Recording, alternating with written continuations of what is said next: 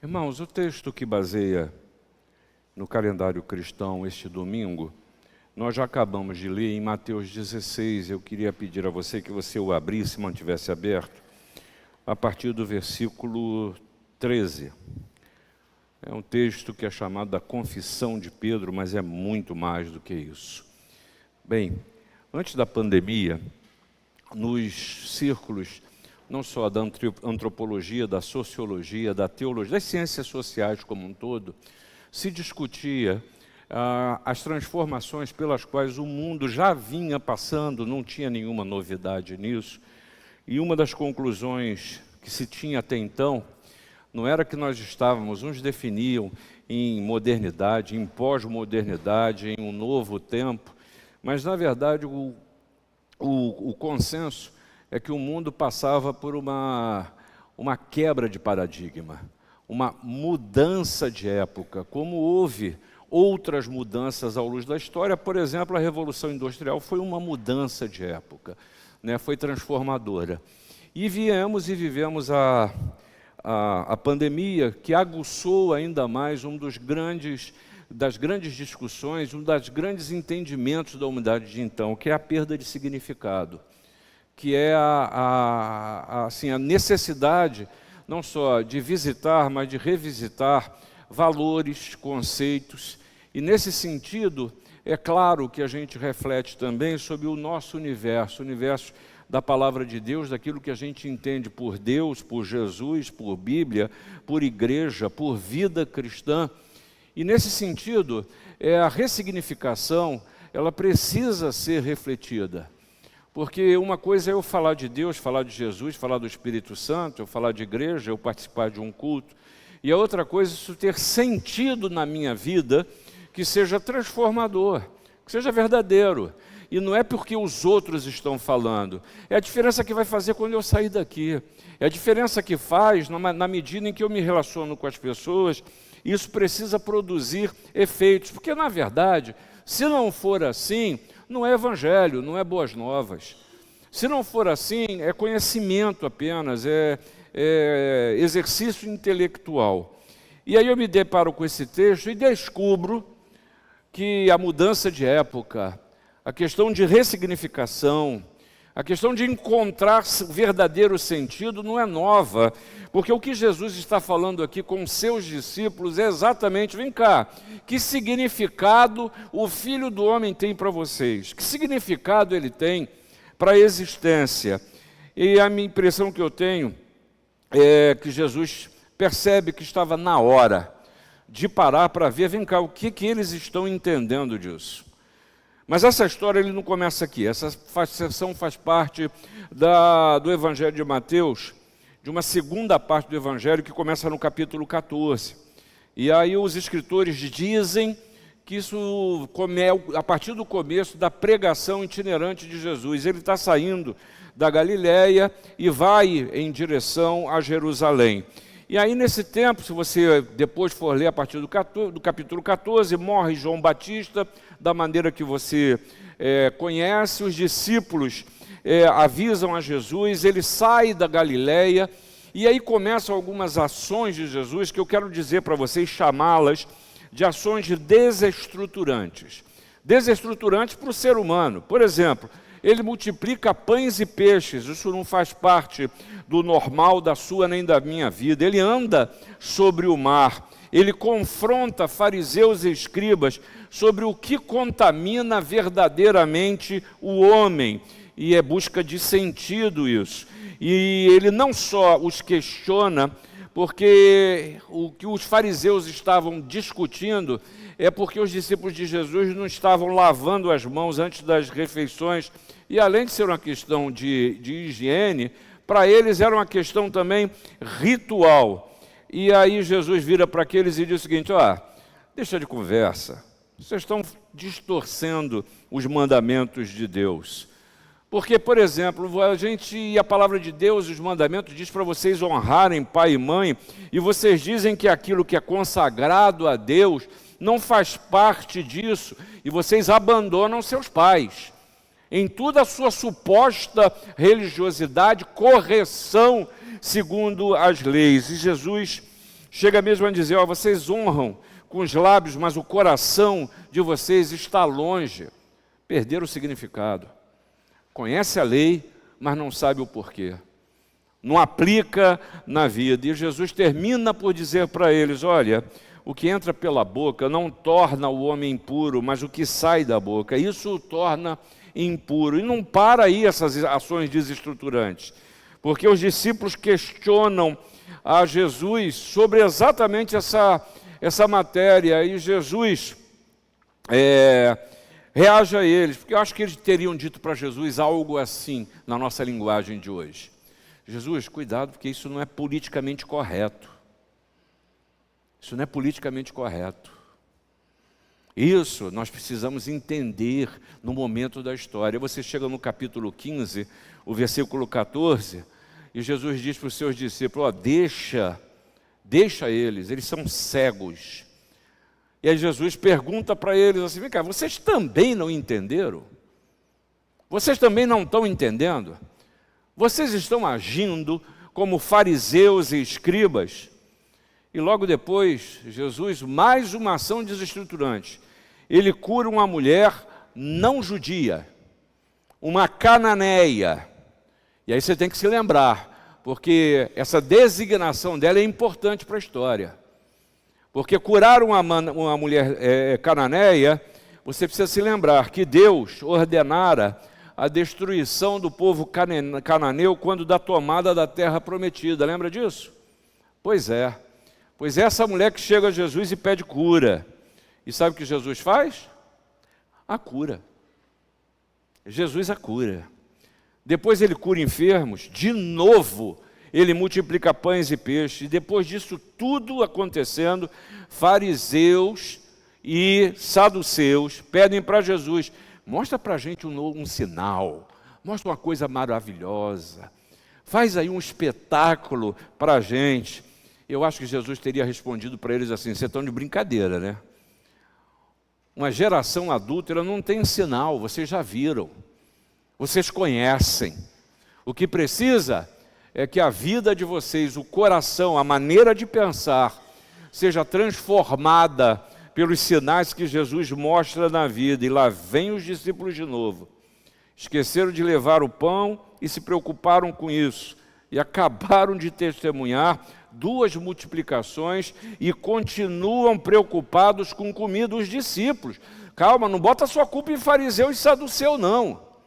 É discípulo que também viu os milagres e agora ficaram discutindo, e Jesus pega eles na discussão menor, preocupado, vem cá, o que vai comer? Tudo isso você vê aí antes desse momento. Na verdade, talvez Jesus teria dito, vocês estão se deixando levar pelo veneno, pelo fermento desses caras, gente que só entende o concreto, gente que duvida do poder de Deus, gente que não crê em Jesus, no seu poder. E aqui Jesus está na sua caminhada, como eu já disse, em direção a Jerusalém. E Jesus talvez possa perceber nos seus discípulos que eles sabiam o que ia acontecer, porque Jesus já teria dito. Mas eles não perceberam a gravidade disso. E na verdade eu acho que o que os discípulos não sabiam exatamente a quem é Jesus. E esse é o tema dessa palavra para você nessa noite. Quem é Jesus? Exatamente. Essa questão nasce de 4 questões cruciais suscitadas por Jesus. Não é só uma pergunta que tem aqui.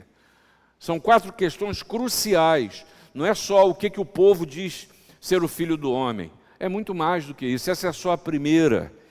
E a primeira que diz, quem diz o povo ser o Filho do Homem? Versículo 13, que você leu. Uns estão dizendo que é João Batista, ou seja, aquele que acabou de morrer. Que todo mundo sabia que morreu, e morreu da forma como morreu. Outros dizem que o Senhor é igual um dos profetas, Elias, né? Porque Elias, para o povo judaico, para o povo judeu, significava a esperança messiânica, apocalíptica, que se concretizava na expectativa da ação de Deus entre eles. Não, é Jeremias. Ou seja, algum dos profetas. Jesus é um profeta, e é curioso que ainda hoje há muitas religiões que veem a Jesus apenas como um profeta, seguidores do povo, aqueles que ouvem a voz do povo. Mas é preciso que vocês percebam que essa pergunta tem um sentido muito grande. Vocês sabem quem é o Filho do Homem? Vocês sabem qual o seu papel? Vocês sabem de onde ele vem? E essa pergunta Jesus fez aos discípulos para serem respondidas e nos faz como discípulos seus para que nós respondamos. Curioso, muitas vezes eu recebo pessoas que querem se tornar membros da igreja e eu pergunto: quem é Jesus Cristo para você? E aqui, invariavelmente, eu quero lhe dizer que eu recebo duas respostas que me intrigam.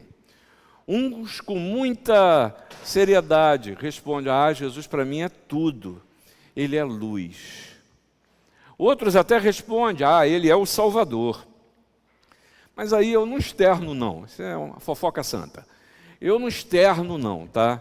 Mas eu fico me perguntando, se Jesus é tudo, tudo é um sentido tão amplo que se aproxima de nada. De nada. Não é distintivo, não tem característica, não é palpável, não tem a ideia de um ser que eu defino, que você chega e olha: quem é o meu pai? Eu sei quem é o meu pai, eu sei as suas características, sei a sua face, sei o seu jeito, sei a sua vontade. Quem era o seu marido, a sua esposa, quem é o seu filho, quem é aquela pessoa na sua vida que você mais ama. Não é tudo, não é tudo. Outra coisa que me chama a atenção é que falar que Jesus é luz pode ser comparado a uma luz, a um abajur, ao sol, a qualquer coisa que providencie uma maneira de enxergar, mas não traz sentido concreto para a vida. Respostas que podem não refletir a importância crucial e existencial da pessoa de Jesus em sua vida. Quem é Jesus para você? A mesma pergunta feita aos discípulos ainda ecoa no dia de hoje. É preciso que você entenda que Jesus usa a figura do Filho do Homem, isso tem um significado. O sentido geral disso é aquele que atribui, é aquele que atrai os atributos de Deus. Mas no sentido humano, é a certeza de que o Filho de Deus encarnou e ele é homem. É aquele que tem necessidades humanas como as nossas. É aquele que sente como nós sentimos, que sabe o que é sofrer. E aí me lembro do texto em João capítulo 11 que diz: Jesus, vendo-a chorar, irmã de Lázaro, e bem assim os judeus que a acompanhavam, agitou-se no espírito e comoveu-se. E perguntou: onde o sepultaste? Eles lhes responderam: Senhor, vem ver. Jesus chorou. A emoção de lidar com a tristeza e com o vazio daqueles aos quais ele amava, que é o mesmo sentimento que ele tem por mim e por você. João, no capítulo 14, nos apresenta Jesus não o super-herói, mas um Jesus cansado da viagem, homem, verdadeiramente homem, que com isso ele nos mostra que ele sabe o que é viver, ele sabe o que é sofrer, ele sabe das condições de tempo da vida, o momento da história que você passa. Mas também, falar o Filho do Homem nos traz também um sentido apocalíptico que a gente precisa resgatar nesse tempo, de tanta concretude, de tanto aqui, do tanto agora, que não se permite olhar para amanhã, em saber que em tudo não se resume às suas necessidades atuais, ao seu momento da história, mas que o Senhor nos oferece não só vida em abundância, mas eternidade. Jesus é o justo juiz que voltará, e voltará como rei em majestade, porque ele é o Messias prometido, e pela sua morte você não pode esquecer que ele concede o perdão de pecados, ele santifica, e os seus discípulos compartilham de sua glória. E nesse sentido, eu e você não podemos dissociar a obra de Jesus ao governo de Deus. Jesus, e você já me ouviu falar sobre isso, Jesus não é o Deus que não deu certo. Não é o seguinte, deu ruim, hein? A turminha aqui embaixo fez umas besteirinhas e Deus precisa consertar o que deu errado. Vem cá, pega lá o contínuo da terceira sessão, manda lá para arrumar a casa, que não deu, a coisa deu errada. Manda o Jesus lá no chão da fábrica para consertar esses funcionários. Não, a pessoa de Jesus é criadora e é fundante na nossa existência. Por isso, a mensagem e a verdade confrontadora é essa nos trazida pelo próprio Jesus em Mateus, no capítulo 10. Portanto, todo aquele que me confessar diante dos homens, também eu o confessarei diante de meu Pai, que está nos céus. Mas aquele que me negar diante dos homens, também eu o negarei diante de meu Pai, que está nos céus. Quem é Jesus para você?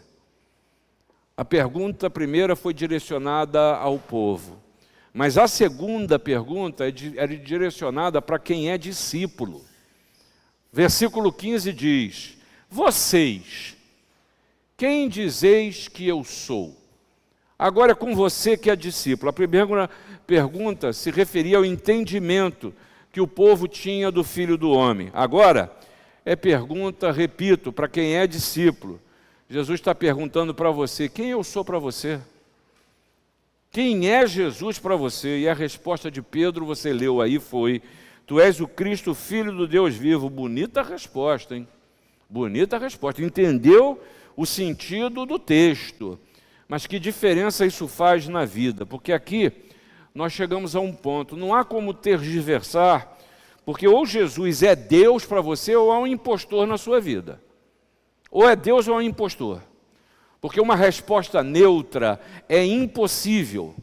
E a resposta de Pedro tinha sérias implicações. E como eu digo que ou é Deus ou é um impostor, é porque você pode até intelectualmente dizer, se justificar, ter nascido, sido criado num ambiente de fé, mas que diferença isso faz na sua personalidade, no seu caráter, no seu dia a dia. Diz Pedro, tu és o Cristo. Ele está dizendo, olha, eu reconheço como o Messias que era esperado. Chegou a hora. Chegou a vez, o Senhor chegou. E ele exalta Cristo como Filho de Deus. E essa terminologia de Pedro, ele está resgatando as definições que o Antigo Testamento, ao longo de toda a história do povo de Israel, faz questão de destacar. E assim, Pedro nos ensina que o discípulo ele precisa confessar quem é Cristo. E eu insisto com você porque Paulo nos lembra, se com a tua boca confessares Jesus como Senhor em teu coração, creres que Deus o ressuscitou dentre os mortos, serás salvo, não tem outro meio. É confissão. E a confissão, irmãos, eu acho que a gente reduz, é muito reducionista, quando a gente acha, passa para outro ponto, porque isso eu já fiz há 50 anos, eu já fui até o conselho da igreja, já fiz o exame, fui aprovado, vim aqui na frente, fui batizado, fui apresentado para a igreja.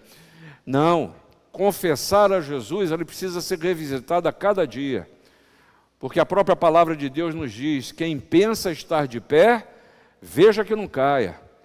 Porque a todo tempo, aí eu me lembro uma música que a gente não canta há muito tempo, fala umas besteirinhas nessa letra, mas tem uma coisa que ele diz ali que é muito interessante.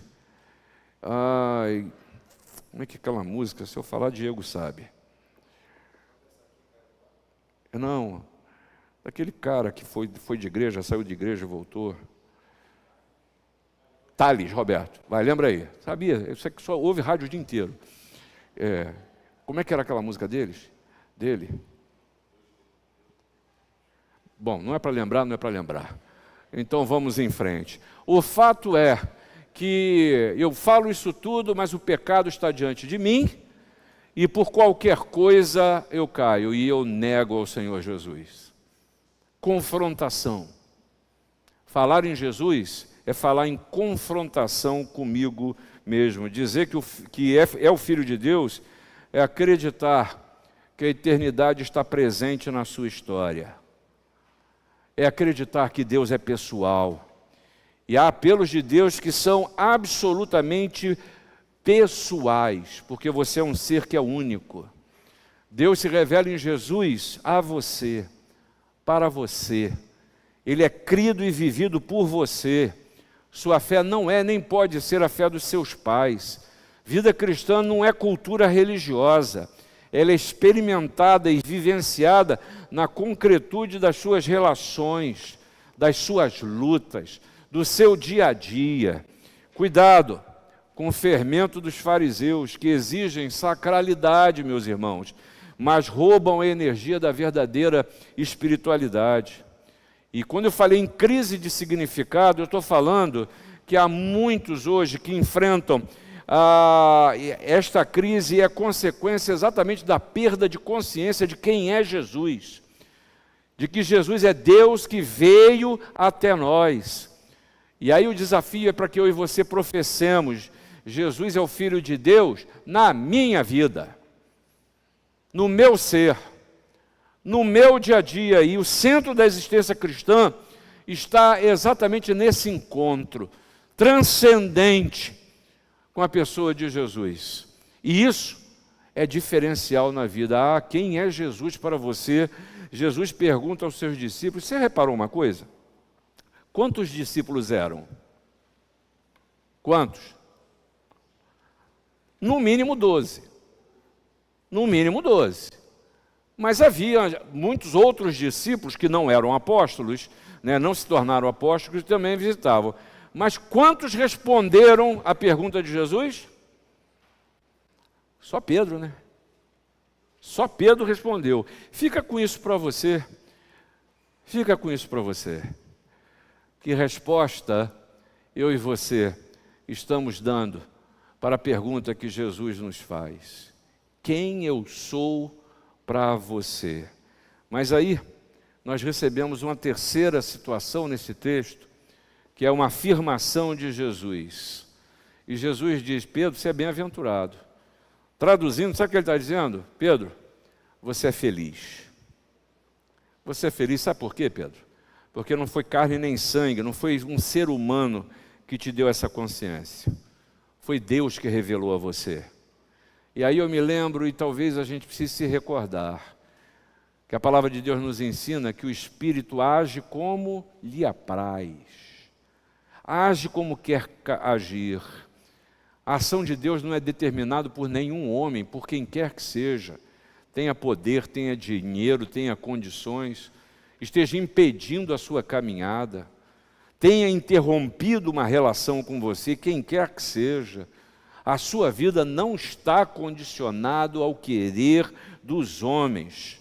Não há o que eu faça para determinar a ação ou a omissão de Deus. Escandaliza com isso não. Não há o que você faça. Pode tentar determinar aí, fazer essas orações aí que determinam a Deus que faça isso, eu recebo aquilo. Pode fazer o que você quiser. Mas a vontade de Deus é que se cumpre. Grave isso, porque o evangelho que determina a Deus o que fazer não é evangelho, é mentira, é discurso supostamente religioso, é ideologia de dominação, que procura subjugar aqueles que com sinceridade querem encontrar sentido para a sua existência e se aproximam, vou chamar primeiramente da religião, para buscar sentido. E exatamente essas pessoas que têm a oportunidade de perceber, reconhecer e dizer quem é Jesus para mim. E nesse sentido, é preciso que a gente se recorde que Deus é que chama os seus. Deus é que chama os seus. Ainda que o mundo, os opositores, mitiguem, denigram e desmereçam o nome de Jesus, sua ação e salvação, Deus é que acolhe os seus. Olha que mensagem maravilhosa, não esquece disso, minha irmã, não esquece, meu irmão. Olha o que Jesus falou: todo aquele que o Pai me dá, esse virá a mim. Esse virá a mim. E o que vem a mim, de modo nenhum o lançarei fora, porque eu desci do céu, não para fazer a minha própria vontade, e sim a vontade daquele que me enviou. E a vontade de quem me enviou é esta, que nenhum eu perca de todos os que me deu. Pelo contrário, eu ressuscitarei no último dia. De fato, a vontade de meu Pai é que todo homem que vir o Filho e nele crer, tenha a vida eterna, e eu ressuscitarei no último dia. E aí, cuidado com o evangelho da opinião pública, hein? Cuidado com o evangelho da opinião pública, que dá ouvidos e é pautado pelo que o jornal e a TV publica, que procura as últimas novidades religiosas, que se impressiona com as questões do tempo, da vida, com a opinião dos outros. Como dizem os jovens, cai na pilha dos novos fariseus. Dos novos fariseus, que querem estabelecer regras que não produzem vida. Porque evangelho é permanecer em Cristo. Por isso é boa nova.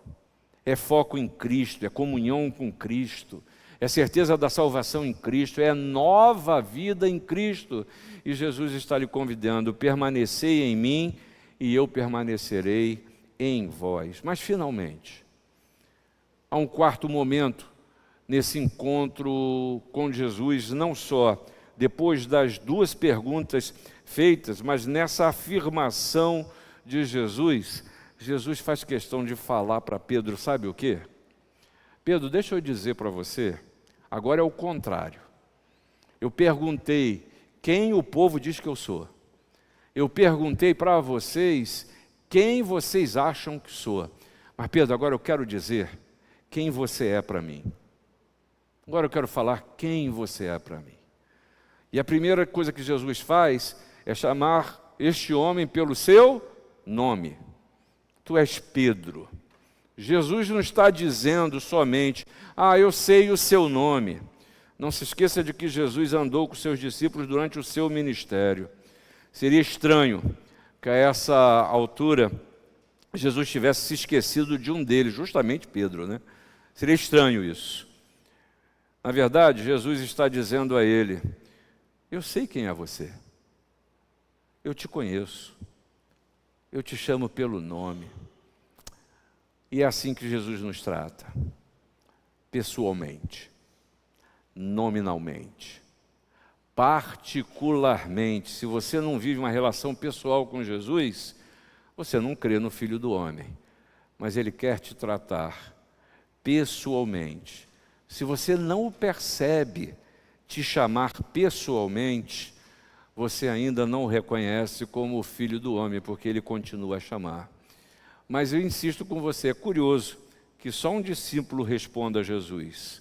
Porque as perguntas, você vê aí nos versículos 13 e 15, foram dirigidas aos seus discípulos. Só um responde. Só 12. Eram 12, além de outros não identificados. Eu confesso para você que isso me incomoda. Isso me incomodou. Eu ler e perceber, fazer essa leitura no texto. Imaginar que eu posso não estar respondendo ao chamado de Jesus para ser seu discípulo. Imaginar que a pergunta que Jesus fez, eu não tenho como responder. Imaginar que eu não saiba como responder. Cid, quem é Jesus para você? Cid, quem eu sou para você? E aí o Senhor Jesus traz algumas afirmações que a gente não pode deixar de lado. Porque ele chega e diz, sobre essa pedra edificaria a minha igreja. E a primeira coisa que a gente precisa lembrar é que a igreja é edificada por Jesus. Não cobre de homens aquilo que pertence a Deus, mas se perceba como uma parte do projeto de Deus. Mas tenha certeza que a igreja é edificada por Jesus. E Pedro é muito curioso, porque quiseram ao longo da história atribuir a Pedro esta função.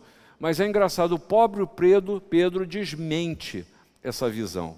Ao falar lá na sua epístola, 1 Pedro 2, versículo 4 e 7. Olha o que ele fala sobre a pedra, a verdadeira pedra que edifica a igreja.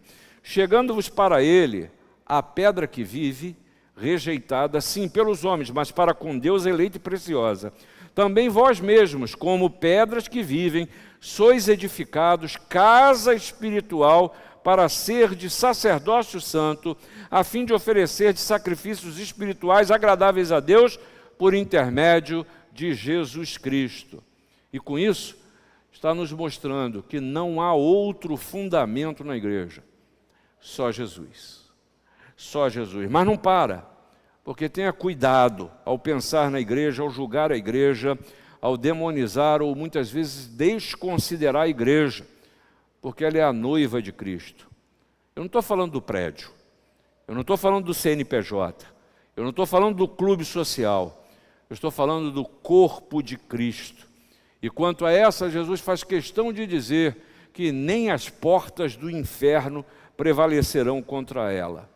E essa palavra serve para os propagadores da morte de Deus e da igreja, porque o Deus dos fariseus morreu, o Deus dos escribas e saduceus está morto, o Deus do século morreu, e quem percebeu isso foi Nietzsche, foi um pensador, que realmente o Deus da sociedade, ele está morto. Mas essa palavra serve para aqueles que detratam a igreja, para você que passa por uma crise de relevância na vida cristã e acha que a igreja não tem o que lhe oferecer, para você cuja escala de prioridades colocou a igreja em segundo plano, outra vez a igreja seja para você apenas uma das muitas programações que você tenha. A igreja pode passar por crises, é verdade, causadas pelos homens, mas tenha certeza que o inferno não prevalece contra ela. E a gente que está jogando no time, que torce para que as portas do inferno prevaleçam. Isso há nesse tempo, mas lê do engano, porque o inferno já foi vencido por Jesus. Já foi vencido por Jesus. Eu quero que você entenda claramente, talvez você fique com a impressão, rapaz, está ácido hoje, né? Mas eu quero que você entenda o que eu estou falando. Eu não estou falando de que projetos de homens para a igreja não serão derrotados. Eu não estou com essas palavras querendo validar o status quo religioso. Eu não estou dizendo que está tudo certo na igreja de Cristo, no Brasil, porque há coisas que precisam ser mudadas, destruídas, abandonadas e denunciadas até. Porque falsos obreiros, falsos profetas, maus obreiros, gente que está interessada apenas no seu projeto pessoal, igrejas adoecidas, gente adoecida e que diz que é crente, está cheio. O que eu estou dizendo para você é que o Senhor zela pela sua igreja. E na história da igreja a gente vê um mover de Deus que age pelo Espírito como lhe apraz. A igreja ela é edificada por Cristo. E aí o Senhor nos responsabiliza, ao dizer que vai dar a chave dos céus, vai falar em ligar e desligar. E o Senhor entregou a chave à comunidade de Jesus. E aí fica para a gente a pergunta, o que você tem ligado e o que você tem desligado? O que você tem ligado e o que você tem desligado? Cuidado. Reside aqui uma das maiores ervas daninhas na vida da igreja. O poder de abrir e fechar, de ligar e desligar. Muita gente, irmãos, que confessa a Jesus, que crê ser Cristo o cabeça, cai exatamente aqui. Exatamente aqui. Acha que Jesus deu autorização para incluir e excluir pessoas. Há muito crente que se relaciona no corpo de Cristo assim, eliminando, julgando, separando e o que é pior, se achando em condições de dizer quem é merecedor e quem não é, de entrar na igreja no reino de Deus. Jesus está falando para o seu coração e nos responsabilizando com a igreja. Cuidado com a sua opinião sobre as pessoas. Cuidado com as suas conclusões sobre as pessoas. Cuidado com a forma que você enxerga os outros. Sabe por quê? Porque há consequências eternas para a forma como eu olho, como trato e como eu me relaciono com as pessoas.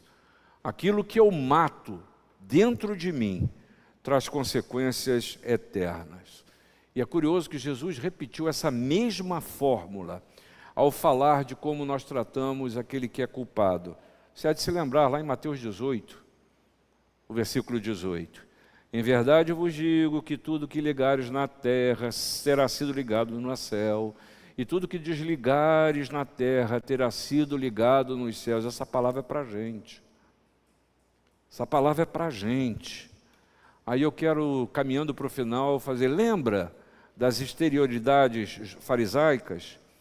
Na verdade, não se importa com a fome, não se importa com a doença, não se importa com o sofrimento, mas o legalismo, a questão da forma, a dureza da forma, da dureza com que fala, estão acima de qualquer coisa. Mas Jesus, ao contrário, te chama a abrir portas para a compaixão, abrir portas para o perdão, para a graça, mas fechar portas também. Essas precisam ser fechadas. Portas para a injustiça, para a opressão, para a falsidade. Nos foi confiada a tarefa de nos distanciarmos do fermento dos fariseus. Eu quero concluir dizendo para você, como é que você percebe o seu entorno? Porque a pergunta para os discípulos foi essa. Como é que vocês estão percebendo o entorno? Porque ele perguntou e disse, vem cá, o que o povo diz ser o Filho do Homem? É a pergunta, vem cá, qual é a leitura que vocês estão fazendo do entorno de vocês? E essa pergunta tem sentido porque saber o que o povo diz de Jesus implica em saber, irmãos, que o conhecimento deles sobre Jesus é equivocado. Equivocado.